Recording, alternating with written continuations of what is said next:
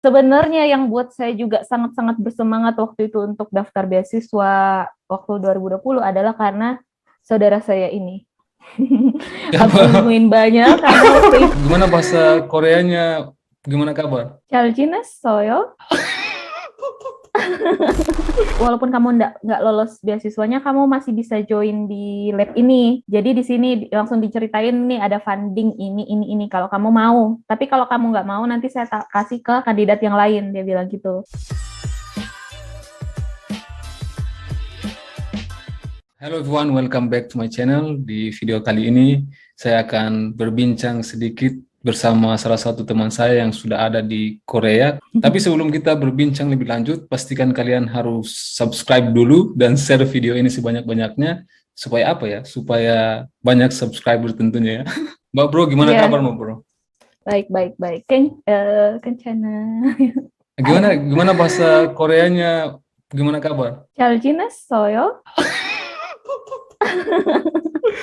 Kalau Sorry, bahasa Koreaku masih belum bagus. Jadi ya biasanya sih kalau annyeonghaseyo, Charjines Soyo. Oh gitu ya. Annyeonghaseyo itu apa? Selamat pagi ya. Semuanya salam, intinya Oh, salam.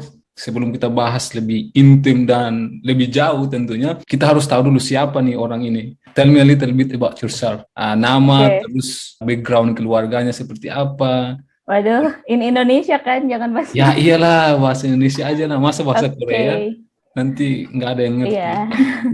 Bahasa Korea pun aku juga belum tahu, belum Oh, bisa memperkenalkan diri. Oke.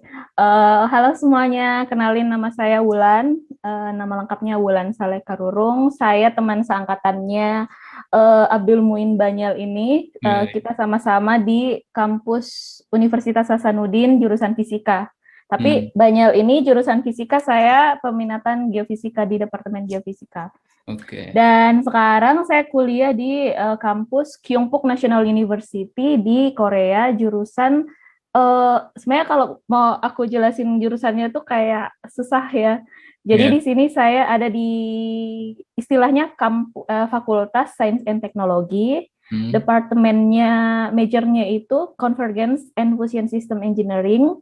hmm. Tapi di sini saya join di lab namanya Surveying and Spatial Information. Saya orang Toraja, tapi domisilinya itu di Makassar. Aku Oh gitu anak ya. kedua bersaudara. Kakakku selisih 2 tahun, udah kerja ya. Sebenarnya gini, beratnya itu ceritain ini karena 1 bulan sebelum aku berangkat ke Korea ini, papaku meninggal. Hah? Serius? Uh-uh. Bapakmu sudah, astaga saya kok nggak tahu ya. Eh, Sudah, ya jarang buka, ampun. terlalu sibuk ini ya, Ya belajar, jadi ampun. jarang buka grup angkatan. Turut berduka cita ya. Saya baru tahu ini, Iya, sumpah. iya. Ya ampun. Turut berduka ya Hmm. Ulan. Iya, Ya. Terus. ya 1 bulan. Jadi bapakku tuh udah pensiun sejak aku semester akhir kuliah tahun 2016. Hmm. Udah pensiun selama retirementnya. Ini sebelum meninggal berarti sekitar ya. Pokoknya perjalanan aku ke Korea ini tuh sebenarnya kayak berat banget juga. Kayak Ya. persiapannya, emosionalnya, mentalnya itu tuh kayak teruji banget. Dimana kayak mengalami masa-masa itu, Iya. mengalami masa-masa orang tua sakit, terus Iya. mengalami masa-masa di mana kehilangan, dan gimana Wow. caranya memilah pikiran ini biar tetap semangat meraih tujuan, tapi kayak yang kondisi sekarang itu gimana cara ngatasnya, kayak gitu, Iya. kondisi saat itu. Emang berat sih, saya membayangkan aja kayaknya agak wow, Hmm. berat sih sebenarnya. Cuman kamu bisa lewati itu ya. Oke, Hmm. sekarang flashback sedikit ke belakang. Cara orang tuamu mendidik kamu di masa kecil itu kayak gimana ya? Saya punya 5 saudara. Hmm. Kalau saya perhatikan dari kecil hingga sekarang, didikan orang tua ke anak-anaknya, orang tuaku ke anak-anaknya itu beda-beda semua 5 ini. Hmm. Wow, menarik tuh. Jadi tidak ada yang disamakan kayak semuanya disamakan sih, kayak waktu belajarnya disamakan, tapi Hmm. cara tuntutan atau apanya itu beda-beda. Jadi kakakku yang pertama dulu itu waktu sekolah dia lebih senang olahraga. Hmm. Jadi dia didukung semua kegiatan olahraganya, diberikan peralatan olahraga dan Hmm. sebagainya. Kalau saya pribadi, karena saya anaknya dari kecil itu suka memang membaca dan belajar, jadi orang tua saya memprovide saya kalau mau beli buku apa, dibelikan buku dibelikan buku. Dan dulu itu ke saya itu orang tuaku itu kayak betul-betul nuntut untuk belajar karena mungkin melihat saya suka baca ya waktu Oh, kecil itu. Jadi mamaku tuh dulu suka ngecek pulang sekolah, oh dapat berapa hari ini, kayak wow. sebenarnya waktu tuntutan waktu kecil itu kayak oh ya ampun ditanyain dapat berapa hari ini pulang sekolah. Tapi karena ditanyain terus begitu jadi kayak pengen nunjukin oh ini hasilnya bagus. Senang kalau dapat 10 pulang sekolah, tapi nggak senang kalau dapat 9. Tapi sebenarnya kalau untuk zaman sekarang kayaknya itu berat untuk diterapkan ya. Karena Hmm, zaman sekarang kan anak kecil kita nggak tahu pikirannya gimana karena terlalu banyak media yang diiniin. iya, Tapi iya. zaman dulu kan kita cuma taunya main sama belajar sama nonton TV kan. Jadi Hmm. informasi yang kita dapat dikit. Jadi cita-cita kita itu cuma kayak yang penting nggak dimarahi orang tua aja Oh, iya, iya. gitu Iya. kan. Nah, kayak gitu sih. Tapi syukurnya aku dari kecil itu orang tuaku betul-betul mendukung kalau memang aku punya pilihan belajar. Dan memang dari kecil itu dituntut untuk mandiri. Mandiri bukan mandiri cari uang, tapi mandiri untuk mengurus hal-hal aku di sekolah itu secara sendiri.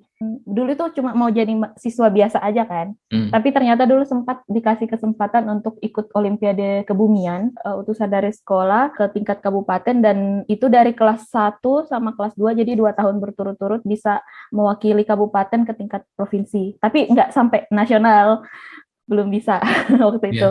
Tapi Tapi luar waktu itu biasa. sih, ya menurutku itu sih salah satu hal yang kulakukan waktu SMA yang buat saya punya tujuan yang lebih mengerucut gitu. Udah tahu minatnya apa, di bidang apa kayak gitu. Yaitu di bidang tentang geoscience atau tentang kebumian kayak gitu Hmm. waktu itu. Dan akhirnya waktu daftar, dulu SNMPTN saya nggak lulus. Gara-gara nilai rapor kurang bagus karena waktu SMA itu kebanyakan ikut persiapan Olimpiade, jadi nggak terlalu fokus belajar di kelas. Jadi rapor nggak terlalu bagus, ternyata jadi SNMPTN-nya nggak lolos. Ternyata masih bisa diloloskan nih waktu SBMPTN. Wah. Jadilah saya sangkatan sama banyak. Poin yang saya tangkap dari pola didikan orang tua kamu sama dirimu itu, mereka kayak support gitu ya. Mereka memberikan kebebasan, tapi di Hmm, saat yang bersamaan mereka support semua pilihan-pilihan kamu gitu. ya. Which is itu bagus banget gitu, Iya menurutku. itu saya baru baru merasa bersyukurnya karena apa yang aku mau, oke, yang penting kalau kamu merasa bisa ya udah lakukan. Yang penting apa yang kamu pilih itu jangan kamu sesali Hmm, gitu. benar. Dan lakukan yang terbaik karena itu adalah jalan yang kamu pilih. Kamu sekarang di Korea kan? Nah, di Korea ini biaya sendiri atau apa gitu? Jadi gini, saya di Korea ini kuliahnya full dari biaya profesor. Namanya ini funding funding profesor, tapi di sini tuh ada namanya program namanya BK21, Brain Korea. Hmm. Brain Korea itu tuh kalau kita berhasil masuk di lab Hmm. profesor, kita bisa menjadi anggota researcher di kampus, kita bisa daftar program itu dan kita bisa dapat funding setiap bulan. Wow, sejak kapan kamu punya keinginan untuk cari beasiswa gitu? Itu mulai dari Ah, kapan ya, ya, ya, ya. keinginan beasiswa, mencari Oke, beasiswanya? jadi sedikit informasi, saya lulus dari kampus itu 2017. Kita sama lulus nggak? Kamu lulus tahun berapa? Saya 2017 Desember Februari. 2016 saya wisudanya tuh. Oke, oke. Saya 2017 Februari. Waktu itu tidak bisa ikut yang Desember karena masih ngurus draft akhir skripsi. Jadi Oh, I bisanya see, I see. ya, Ya. jadi waktu itu bisanya Desember 2000 Desember Februari 2017 lulusnya. Terus saya kerja. Habis itu saya ikut pelatihan dan akhirnya saya kerja di perusahaan konstruksi, termasuk bagian dari BUMN juga, Ya. untuk membangun proyek tol Balikpapan Samarinda. Jadi di situ saya sebagai surveyor dan juga kayak ya bantu-bantu geodetic engineering juga sih waktu itu. Di situ saya kerja selama 2 tahun. Jadi itu adalah proyek tol pertama di Kalimantan dan saya join di situ dan bisa bisa bergabung sama timnya hingga proyek tol itu dibuka dan diresmikan oleh Pak Jokowi. Dan Hmm. itu merasa bersyukurnya. Itu diresmikannya tahun 2020. Jadi, tapi sebenarnya dulu itu kan 2020 berarti 2017 ke 2020 itu sekitar 2 tahun lebih ya. Iya. 2000 Desember. Sebenarnya saya dulu tuh cuma mau niat kerja itu cuma 1 tahun aja cari Hmm. pengalaman kan. Hmm. Jadi habis 1 tahun kerja mau daftar beasiswa mau ke Pare, kayak ngikuti beberapa teman yang ke kampung Pare kan buat belajar bahasa Inggris. Tapi waktu itu saya kayak maunya, kerja dulu deh 1 tahun, habis itu ke sana. Tapi namanya juga kita kerja di tim dan selama 1 tahun saya kerja di situ, kita susah banget buat keluar karena ditahan-tahan terus gitu kan, ditahan. Sebenarnya juga karena keinginan sendiri sih, biar tunggu proyek ini selesai deh baru daftar. Jadi sambil nunggu kerja selesai proyek itu, saya kadang belajar bahasa Inggris, baca-baca apa gitu, cari-cari informasi. Jadi selama sampai 2020 itu saya kerja aku cuma cari-cari informasi. Sebenarnya yang buat saya juga sangat-sangat bersemangat waktu itu untuk daftar beasiswa waktu 2020 adalah karena saudara saya ini. Aku nungguin banyak karena waktu itu dia, ingat nggak waktu itu kita teleponan nggak sih? Iya, benar-benar. Waktu 2019 akhir kamu diterima LPDP, jadi itu, dan kayak teman saya ada nih yang sudah berhasil, jadi kayak waktunya harus bergerak juga nih, jangan cuma ini. Maksudnya saya kerja itu awalnya kan cuma mau cari pengalaman aja, itu bukan tujuan utama saya. Jadi memang dari awal itu saya punya cita-cita mau langsung lanjut S2 gitu. Nah, 2020 kan resign. Saya pulang ke Makassar, joinlah saya kursus IELTS di Fulbright Institute yang di BTP itu kan, kebetulan dekat rumah. Jadi ikut di situ 2 bulan. Jadi dari Februari hingga Maret. Dan dari Februari itu saya sudah daftar namanya beasiswa, kebetulan karena tidak butuh ini ya, proficiency English. Saya daftar namanya CGS, China Government Scholarship, itu ke Cina. Dan tahu nggak kampus mana yang saya pilih waktu itu? Apa itu? Wuhan University. Oh, itu pas corona itu. Makanya, soalnya kan kita punya temen nih, kita punya teman beberapa di Cina kan, namanya Fitriani dan juga Johannes Gedo. Waktu itu Fitriani dia namanya pokoknya Geoscience di Wuhan Geoscience, lupa nama kampusnya apa. Tapi saya waktu itu pilihnya mendaftar di kampus Wuhan. Jadi gara-gara teman ada di sana, jadi dan dia ceritakan proses-proses daftarnya gimana, jadi ya tertarik nih mau join ke situ. Sebenarnya waktu itu juga sudah ada planning beberapa beasiswa kan, langsung daftar. Pokoknya 2020 awal itu tuh udah daftar beberapa beasiswa, New Zealand Asian Scholarship, terus CGS. Waktu itu CGS tidak sempat apply 2020, tapi udah siapin beberapa berkas. Soalnya ternyata waktu itu banyak banget berkas yang harus dikumpul ya, ribet, pokoknya rumit banget daftar GKS, yang GKS itu. Jadi bisanya waktu itu submit cuma untuk yang CGS sama NZAS di China sama New Zealand waktu itu. Jadi daftar itu dulu untuk lihat nih, cek ombak lah waktu itu, karena waktu itu kan belum punya sertifikat IELTS kan. Nah, ternyata selesai submit sekitar awal Maret, ternyata pertengahan Maret kita PSBB. Dan ternyata sumber virusnya di Cina kan, dan akhirnya otomatis setelah itu nggak ada informasi lagi tentang beasiswa itu, katanya dipospon lah. Nah, yang untuk NZAS saya dapat terima email tahap keduanya yang untuk review apa itu nggak lolos. Jadi nggak lolos nih, hibernasi lah saya selama 1 bulan di rumah karena PSBB kan, takut keluar. Jadi itu udah gagal, beasiswa yang aku daftar 2020 itu gagal, dan akhirnya corona. Dan waktu itu merasa corona ini kan kayak unpredicted banget ya, kayak kita tiba-tiba terus kayak kita dituntut untuk nggak kemana-mana, banyak orang yang di PHK, banyak pekerjaan yang tutup, banyak lembaga kursus, lembaga tes juga tutup sementara waktu itu. Di mana saya sudah kursus 2 bulan IELTS dan nggak ada lembaga tes yang buka, jadi kayak nggak jadi deh tes. Waktu itu memang sudah niat tes IELTS, tapi udah tidak punya minat lagi karena semua pada tutup, dan ya udah. Dan waktu itu saya ingat langsung 1 bulan setelah PSBB pengumuman itu tuh langsung, gara-gara berat banget ya ekonomi, langsung gonjang-ganjing, jadi langsung milih untuk ya udah deh cari kerja lagi aja, mumpung ini masih ada nih cabang dari perusahaan yang ku kerjakan di Kalimantan, ternyata ada proyeknya di Makassar nih, di proyek kereta api. Pembangunan kereta api di Makassar itu konstruksi. Jadi saya join lagi di perusahaan yang sama tapi di tim yang beda, di proyek yang beda. Jadi ikut di situ dari bulan April 2020 hingga sampai pas saya berangkat ke Korea. Jadi saya resign baru 1 bulan setelah 2 minggu sebelum saya ini ke Korea. Nah, sebelum berangkat ke Korea itu sudah berapa banyak beasiswa yang kamu lamar pada saat itu? Jadi waktu memilih kerja kembali, situ kan saya lihat banyak nih waktu luang menurutku ya. Jadi saya memilih untuk kayak cari-cari beasiswa, ikut beasiswa. Saya nggak tahu kenapa hati saya itu milihnya ke Korea. Terus cari informasinya itu kebanyakan ke Korea. Jadi ya udah langsung bulatkan tekad, oke, nanti awal 2021 mau daftar GKS. Tapi waktu sebelum GKS itu masih GKS 2020, ini tadi apa? Government Korean Scholarship. Oh ya. Ya. Okay. Ya pokoknya untuk Korea beasiswa resmi dari pemerintah Korea. Nah, tapi sebelum itu tuh saya sudah ikut beberapa. Jadi itu dulu ada namanya kalau nggak salah ya IKCS atau apa IKSP.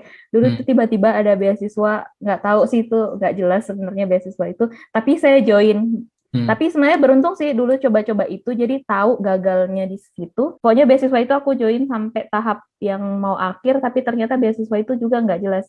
Jadi kayak beasiswa itu nawarin kita informasi untuk daftar ke beasiswa profesor atau beasiswa universitas di Korea. Tapi informasi itu mungkin karena itu jenis beasiswa itu kayak baru mulai, jadi mungkin masih cek ombak juga ya, jadi nggak jelas. Tapi waktu itu sempat ikutin program-program itu, banyak banget programnya, sehingga kayak oke, kayaknya saya harus ke Korea ini. Karena di sini kayak saya merasa nggak tertipu sih. Jadi sudah terlanjur penasaran waktu itu. Waktu semenjak persiapan yang beasiswa yang sebelumnya itu tuh sudah banyak cari-cari nih informasi tentang Korea. Jatuhnya pas 2021 awal, ini kan saya waktu itu gagal tes IELTS kan, gagal ikut tes IELTS, dan di mana waktu mau daftar itu tuh saya ingat, ini kan saya mau daftar beasiswa, saya belum punya IELTS, tapi waktu itu belum pede, takut keluarkan uang banyak tapi hasilnya nggak bagus, karena waktu itu saya sudah nggak belajar lagi. Jadi ya udah deh, ternyata pas dapat info bisa daftar tanpa tes sertifikat IELTS di GKS itu. Ya udah daftar. Ternyata saya waktu itu pilihnya di GKS University. Waktu itu lulus di tahap 1 universitas. Jadi lulus di seleksi universitasnya, lulus tahap 1. Tapi pas menuju ke tahap 2 di tahap intinya tahap final nggak lulus. Jadi waktu itu saya menyesali kayak wah, andaikan kemarin mungkin punya tes IELTS atau apa gitu, mungkin bisa menambah ini, karena ya lumayan banyak sih yang diterima waktu di GKS yang tahun 2021 kemarin itu. Tapi ternyata waktu itu kan saya nggak lulus kan, sedih kan. Tiba-tiba saya dihubungin sama prof yang saya daftarin. Jadi saya kan daftar di kampus Kyungpook National University ini. Saya kan kirim berkasnya langsung ke universitas. Jadi saya punya berkas aplikasi itu ada di universitas. Dan sebelumnya kan saya lulus tahap 1, berarti saya lulus di tahap universitasnya nih. Berarti departemen yang saya daftar ini nerima saya. Oke. Ya. Jadi departemen yang saya daftar ini tuh nerima saya. Tapi saya nggak lolos di tahap beasiswanya. Tahap beasiswa untuk diterima di GKS-nya. Waktu itu tuh dihubungin di emailnya sama profesor, pakai email pribadinya dia, bukan email kampus kan. Dia bilang gini, oh terima kasih sudah daftar di jurusan ini. Di situ tuh dia kayak nawari, walaupun kamu nggak lolos beasiswanya, kamu masih bisa join di lab ini. Jadi di sini langsung diceritain nih ada funding ini kalau kamu mau. Tapi kalau kamu nggak mau, nanti saya kasih ke kandidat yang lain, dia bilang gitu. Pas saya cari infonya, dia kan bilangnya ikut join namanya program BK21. Terus profnya bilang, BK21 itu tuh program yang nggak bisa langsung didaftar sama mahasiswa. Jadi yang daftarin itu tuh langsung dari departemen kampus. Gitu. Jadi berarti harus memang join dulu baru didaftarin itu. Sama ada funding dari lab, sama ada dijelasin juga kalau kayak misalkan nanti kita bisa publikasi atau ikut project atau apa, nanti bisa ada ekstra funding gitu. Sebenarnya banyak sih di Korea ini program seperti itu. Justru mahasiswa Indonesia di Korea itu tuh kebanyakan gara-gara funding profesor. Jadi memang udah hal umum sih. Jadi kalau memang mau punya niat ke Korea kuliah, yang penting Hubungi bisa, profesor. yang penting bisa nemuin profesor, bisa nemuin profesor yang pas dengan kita dan dia juga ngerasa oh ini bisa nih dikasih funding. Kayaknya bisa aja sih orang-orang Oke, I untuk see. dapat itu.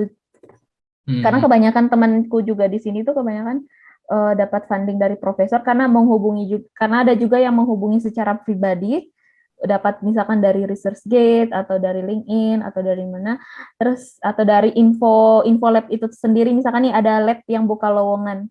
Jadi sebenarnya lab di sini tuh kayak kerja gitu. Kebanyakan juga di sini ada lab Hmm. itu yang kayak kerja. Jadi kadang mereka kalau misalkan sudah ada yang graduation, terus buka lowongan lagi. Kebanyakan misalkan nih di lab sebelumnya itu ada mahasiswa Indonesia dan mungkin profnya sudah seneng nih sama anak-anak Indonesia. Akhirnya mungkin buka, oh tanya lagi ke alumninya siapa nih dari Indonesia, siapa tahu mau join di sini. Kayak gitu. Oh ya. Pokoknya harus email profesor sebanyak-banyaknya, tunjukkan bahwa kamu Hmm. punya potensi di bidang Hmm. tertentu. Hmm. Nanti profesor-profesor itu kalau misalnya butuh, mereka akan hubungi kita kan. Itu Ya, kalau di Korea gitu ya. kalau dia bersedia kasih funding gitu. Oh ya. Jadi Iya. Jadi juga benar-benar. ada juga yang, jadi waktu itu saya kan ikut banyak apa sih namanya, grup yang lolos tahap 1 GKS itu kan. Hmm. Jadi mereka ada yang cerita nih, ada yang diwawancarai sama profnya, diterima sama profnya, tapi profnya nggak punya funding, Hmm. jadi nggak diterima. Ada Oke. yang ada yang profnya punya funding tapi kayaknya nggak sesuai sama Basis. ininya dia, jadi nggak jadi kayak gitu. Ada yang sesuai, sama-sama sesuai dan akhirnya bisa bisa daftar untuk beasiswa profesor kayak Oke. gitu. Tapi sebenarnya ke Korea itu banyak banget jenis beasiswa lain. LPDP bisa, Hmm. GKS bisa, ada Hmm. namanya beasiswa posko, Hmm. terus Koicha. Koicha kalau Oke. nggak salah kalau PNS atau apa gitu. Oke, Terus, kalau beasiswa mm, yang kamu ikuti itu tahapnya seperti apa aja? Kayak misalnya GKS tadi itu tahapnya seperti apa sih? Apa yang harus kita siapkan gitu? oh, waktu itu banyak, sumpah banyak banget. Jadi tahapnya itu tuh dari Januari kalau nggak salah, beasiswanya itu buka dari awal tahun buka.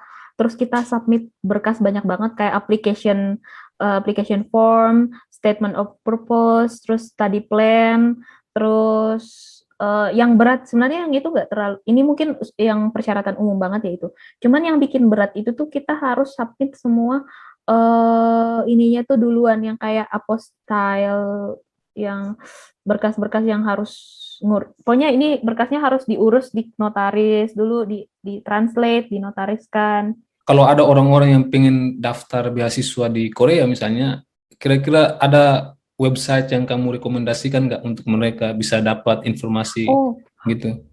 ada namanya website studyinkorea.co.ir kalau nggak salah. Itu di situ tuh banyak informasi tentang beasiswa, baik itu beasiswa GKS, beasiswa universitas. Pokoknya di situ ada informasi, misalkan nih ada kampusnya misalkan kampus Seoul National University nih. Hmm. Ada profilnya, terus di bawahnya itu ada list-list. Kalau kamu mau kuliah di sini, kamu bisa daftar beasiswa apa aja. Oh, oke oke. Jadi sebenarnya di Korea itu beasiswa itu banyak. Jadi selain dari GKS, ada juga namanya beasiswa universitas. Jadi sebenarnya saya juga dapat sedikit beasiswa universitas.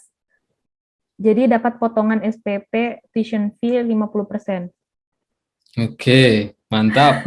Jadi itu 50%. Jadi sebenarnya saya ikut join program beasiswa profesor ini tuh dapat dapat dari profesor itu tuh, tapi nggak ditanggung tuition fee. Ya Jadi hidupnya jadi ditanggung nggak? jadi dikasih, maksudnya tuh gini, kayak kita tuh di lab, terus kita dikasih funding. Dari Hmm. funding itu, uang itu yang kita pakai buat bayar bayar Oh, ya ya ya. kebutuhan hidup, kebutuhan SPP, kebutuhan lain-lain kayak Tapi gitu. cukup nggak? Ya, cukup. Lumayan lah ya. Ya, ya. Lumayan. Cukup. Jadi sebenarnya nilainya beasiswa profesor itu beda-beda ya, Hmm. tergantung nanti profesornya dapatnya gimana. Jadi makanya kalau bisa hubungi jangan cuma satu profesor, jadi bisa membandingkan nih fundingnya itu yang lebih bagus yang mana, atau misalkan dapat profesor terus nanti bisa nanya-nanya nih ke orang yang udah di kampus itu, oh saya dapat funding segini, cukup nggak ya untuk saya hidup kayak gitu. Tapi sebelum hubungi profesor tuh kita harus tahu dulu nih kita mau research-nya apa. Karena kalau beasiswa ke profesor itu kan kebanyakan berarti kita join yang by research. Dan kebanyakan itu tuh yang dapat beasiswa profesor itu yang ke science sama engineering kayak gitu. Jadi harus tahu dulu maunya apa, maunya jurusannya seperti apa, background-nya seperti apa, dan nanti cari profnya juga berarti harus dipilah kan yang sesuai dengan ini kita gitu. Sekarang coba jelaskan sedikit aja, kira-kira program apa yang kamu ambil di situ? Sebenarnya ini agak jauh dari skripsiku, tapi agak related sama pekerjaan yang saya kerjakan. Oke. Jadi sebenarnya pengalaman kerja pun bisa kita mix and match kan. Oh ya, kan sebelumnya saya jelaskan tadi waktu perkenalan kalau di Korea itu tuh jurusannya kadang aneh-aneh, kadang kayak nggak sesuai kepala sama ekornya. Jadi sistemnya di Korea itu tuh kebanyakan sekarang itu tuh interdisciplinary program. Jadi program yang convergence, yang kayak yang campur-campur, oh ini dan ini kayak gitu. Dan saya kemarin dapat info katanya kebanyakan bikin program di kampus itu tuh berdasarkan ketersediaan profesornya. Jadi kadang ada lab, misalkan nih ada labnya namanya apa gitu tentang teknologi ini. Tapi karena profnya ahli di situ. Tapi ketika profnya itu retire, misalkan kayak udah pensiun dan nggak ada lagi yang lanjutin lab itu, bisa aja lab itu akan ditutup dan bisa lagi ada lab baru lagi yang dibuka dengan nama yang lain lagi. Yang lain gitu. lagi. Yeah. Jadi semua tergantung SDM-nya gitu. Nah di jurusanku ini saya di Science and Technology itu di Convergence and Fusion System Engineering, tapi di bagian Geospatial Information. Jadi di sini saya research-nya nanti itu kebanyakan tentang dunia geospatial information, dan saya mengambil peminatan itu lebih ke GIS sama sekarang ini lagi dan ternyata mungkin kalau saya pribadi ya waktu S1 kan sempat pelajari GIS juga. GIS itu Geographic Information System.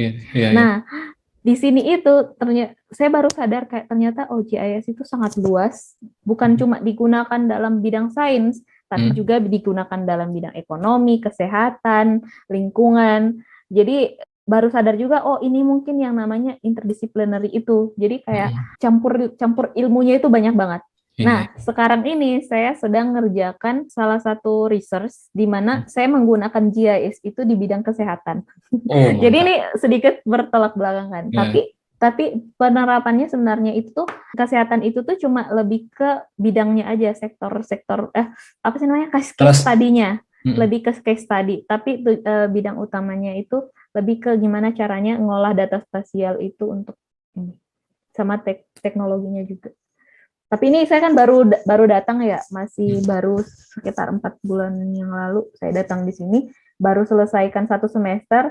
Jadi untuk semester ini saya masih mempelajari banyak hal yang random, yang hal-hal yang belum saya pelajari sebelumnya. Dan semoga nanti semester 2 saya sudah bisa menemukan apa yang bisa saya lakukan untuk penelitian. Oke, mantap. Ada nggak saran yang kamu berikan untuk teman-teman yang di luar sana yang masih sementara berjuang, yang berjuang untuk meraih beasiswa ataupun sedang berjuang menghadapi kehidupan yang semakin hari semakin menantang ini? Ada nggak saran yang kamu berikan untuk mereka? Sarannya adalah jangan berhenti berusaha. Oke. Kan kalau hidup kan kita harus selalu berusaha kan. Kan misalkan kita mau cari beasiswa. Kalau kita berusaha terus, aku yakin sih kita akan dapat itu. Kita nggak akan dapat kalau kita udah berhenti. Pokoknya kalau memang mau mendapatkan sesuatu ya berusaha. Cari info sebanyak-banyaknya, cari link sebanyak-banyaknya. Kalau sekarang sih informasi kan banyak diperoleh di mana-mana ya. Jadi menurutku untuk zaman sekarang itu tinggal usaha aja nih. Karena kayaknya kesempatan banyak, cuman cara ngedapatinnya gimana itu tergantung kita. Oke. So that's it. Thank you very much sudah datang di channel saya. Apa nama channel YouTube-mu? Nama channelnya Wulan Saleh. Sebenarnya videonya masih sedikit sih. Masih mencoba untuk mengembangkannya. Cuman ternyata selama 2 bulan terakhir ini Sibuk kan? waktu tersita untuk cuma belajar. Jadi enggak. Kalau kalian pengen tanya, silakan tanya saja di Instagram atau di YouTube. Oke, jangan lupa subscribe YouTube-nya ya. Linknya ada di deskripsi. Pastikan subscribe ya.